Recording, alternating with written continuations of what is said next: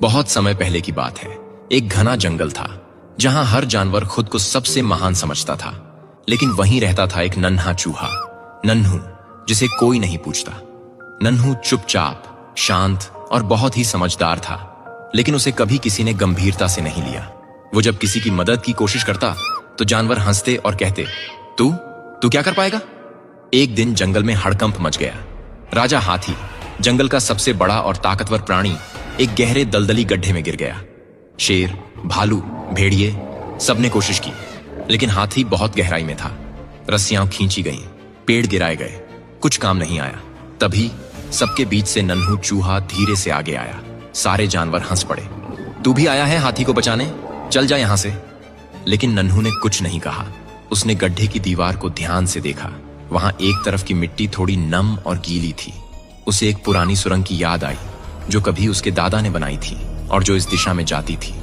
नन्हू चुपचाप वापस मुड़ा और भागा अपने पुराने बिल की ओर। वहां से वो सैकड़ों मीटर लंबी एक संकरी सुरंग में घुस गया।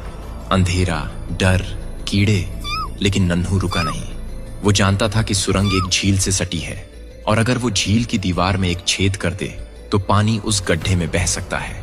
नन्हू ने अपने पैने दांतों से दीवार की मिट्टी कुतरनी शुरू की। धीरे धीरे कण कण मिट्टी हटी और आखिरकार एक पतली सी धारा बहने लगी। थोड़ी ही देर में झील का पानी गड्ढे की तरफ बह गया। पानी ने गड्ढे की एक तरफ की मिट्टी गीली कर दी और कुछ ही देर में वहां ढलान बन गई।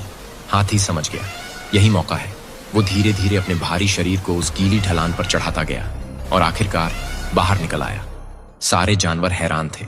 शेर बोला, ये कैसे हुआ? हमने तो सब कोशिश कर ली थी। तभी मिट्टी में से एक छोटी सी पूंछ हिली और बाहर निकला नन्हू चूहा, कीचड़ से सना लेकिन मुस्कुराता हुआ।